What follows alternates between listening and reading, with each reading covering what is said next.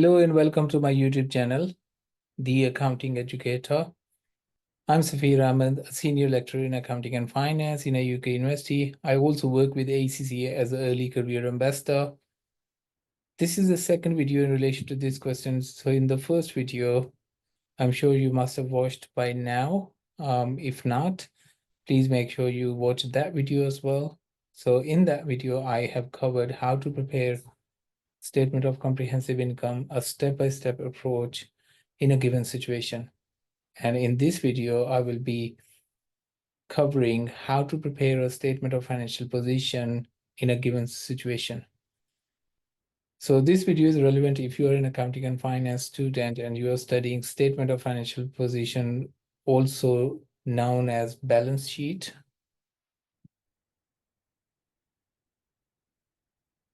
So if you can take a picture of this question now, then you will know what amounts I'm talking about.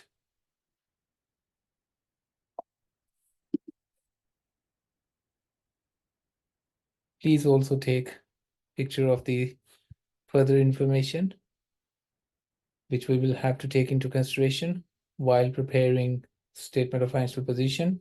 So in this video, I'll be covering the part C of this question, which is drafting a statement of financial position for Typeset Limited as at 31st of March 2014.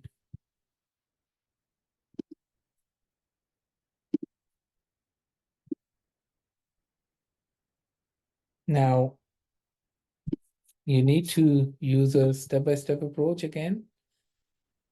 So you need to write down the pro forma first. And if you are AAT level 4 students, perhaps the pro forma will be provided to you and you need to select the right items, correct items from the drop-down menu. So once you've done that, then you will be dealing with any items that require little adjustment or no adjustment. So property, plant, and equipment will be completing that as part of a working, because remember that cost minus accumulated depreciation, it will give us carrying amount of the net book value, which we will be writing as part of the on the face of the statement of financial position. Inventories, there is no adjustment in relation to inventories. Closing inventory amount 418,700 is given to you as part of the further information, the first bullet point. In relation to trade and other receivables, we will need to make a little adjustment. So we will deal with this separately. I will explain it to you what adjustment we need. Cash and cash equivalent, there is no adjustment in relation to cash and cash equivalents. So if you look in the question, that's 216. So I will be writing that as it is. And then share capital, there is no new shares issued during the year. So therefore that it will be share capital, which is given to you as part of the trial balance. And thus ordinary share capital is 5 million.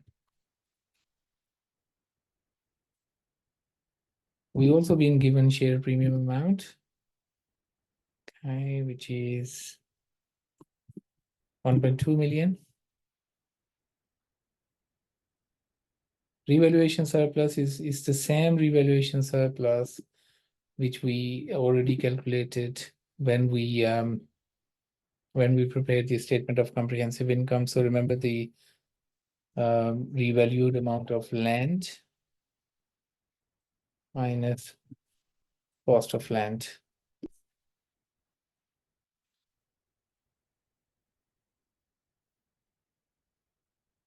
Which is that? Return earning. Again, we need to do a little working for that. We can call it working 3.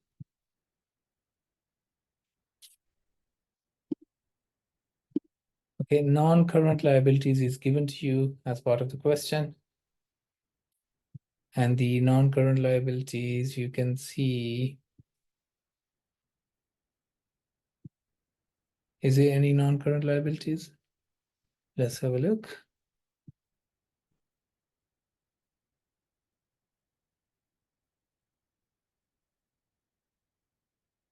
I cannot see any non-current liabilities.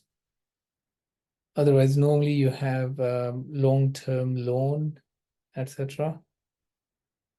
But actually, there must be because they're giving us interest paid. So interest paid is in relation to the long-term loan. So let me double check that.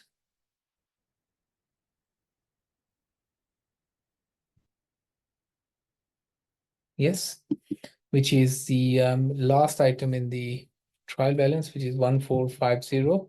You can see.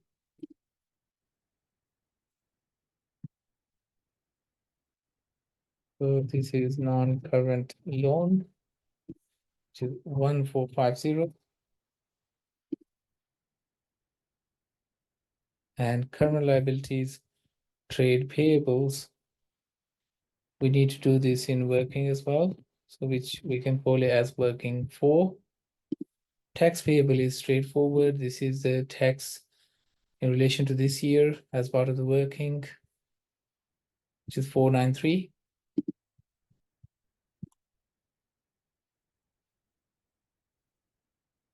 Now, by using this approach, you can see without doing much hard work, you already scored some marks by preparing the correct pro forma and also dealing with the items, straightforward items. Okay, so let's do the workings then, which is step 3. So working 1 is property, plant, and equipment.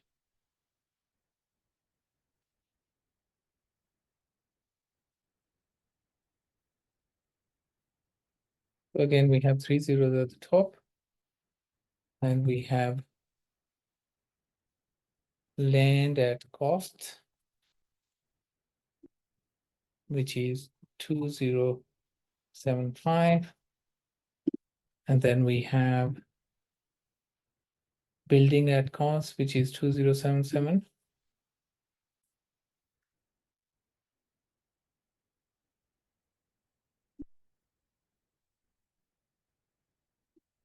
And then we have plant and equipment at cost.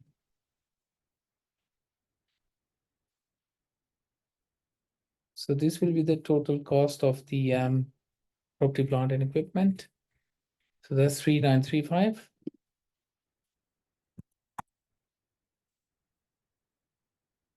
So if we add all of these together, this gives us the total cost of these assets. And we add if there is any revaluation surplus, which we know that there was a revaluation surplus of 1425. Remember this one? Okay. So this plus this. And what we do from here is we deduct any accumulated depreciation. So remember, accumulated depreciation is depreciation of non-current assets to date until the year end. The date when we are preparing the statement of financial position. So you have a building accumulated depreciation 383.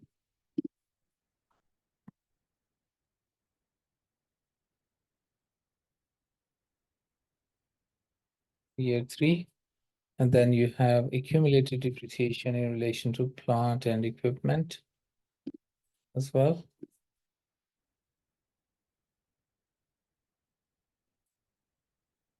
And the amount for that is 1884. So the total cost minus total accumulated depreciation will give you carrying amount of the property, plant, and equipment.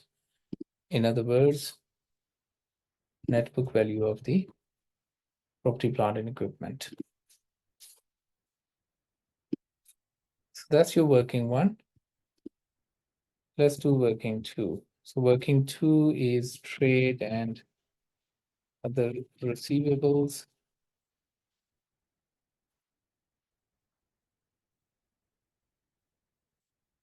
Now, in relation to trade and other receivables,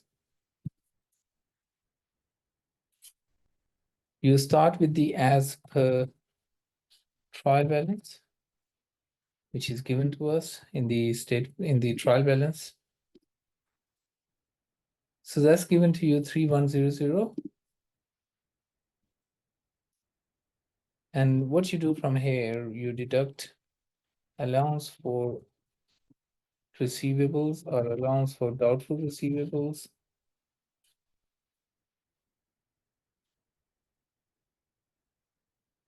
Now, please be mindful here because the allowance for doubtful debt or the allowance for doubtful receivables, the adjustment goes in your statement of comprehensive income. However, the new allowance, which was 2% of the receivables, remember, this will be deducted from here.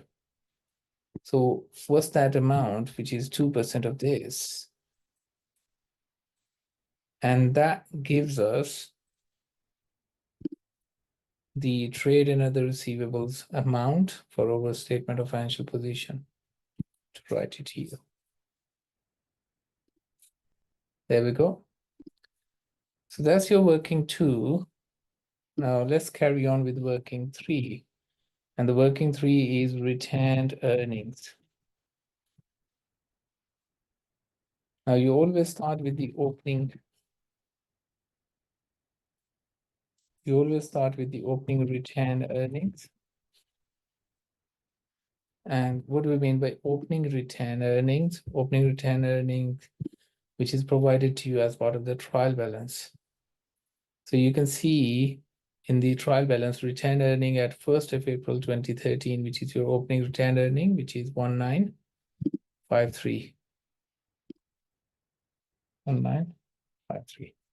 Now what we do in here, that we add profit for the year.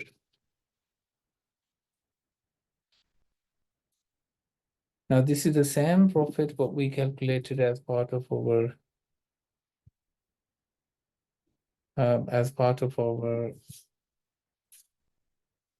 statement of comprehensive income.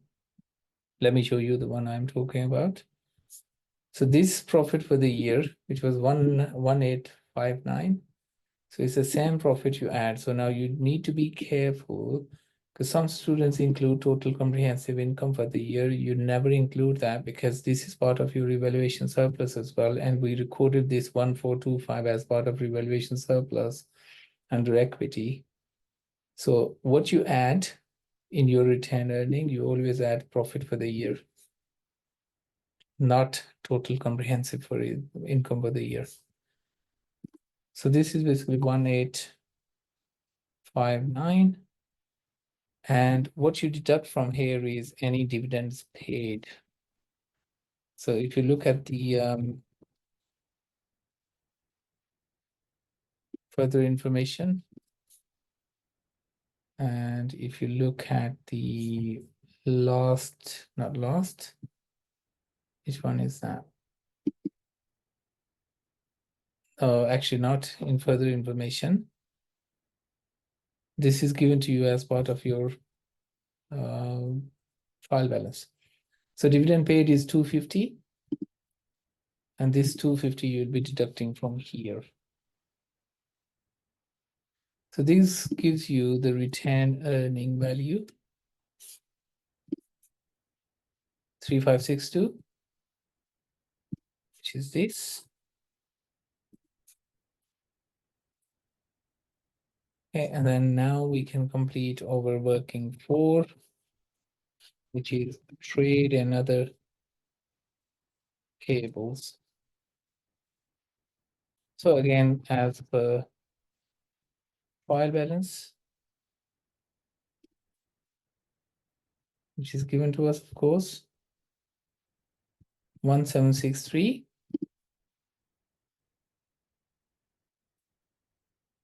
There are a couple of adjustments here. One is accrued interest or interest accrued. Remember, the interest paid is given to you with 58, and then in one of the bullet points they told you that this interest is for 6 months, so the remaining 6 months will be 58. So this is still a liability.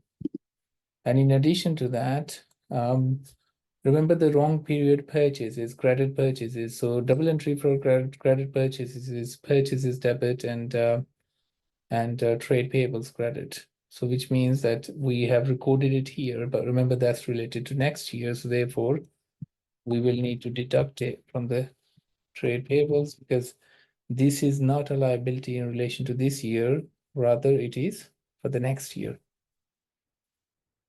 So trade payables in the wrong period, so we need to deduct that. Remember the amount for that is 265. So this will give us the amount of trade and other payables. It's 1556.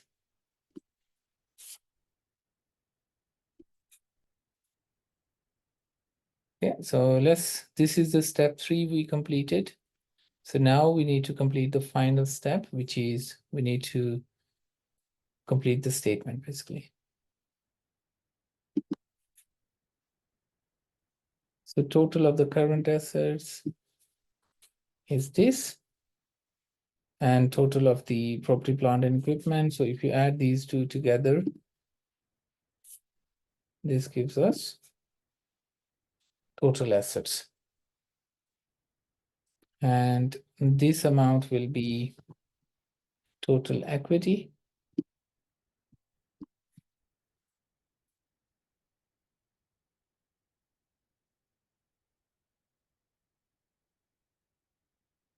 Okay, so total equity, which is this, plus non-current liabilities, plus current liabilities. And you can see that your total assets are equal to total equity and liabilities. So which is a verification point for you as well, that our answer is 100% correct. Thank you very much for listening. I will be back very soon with another video.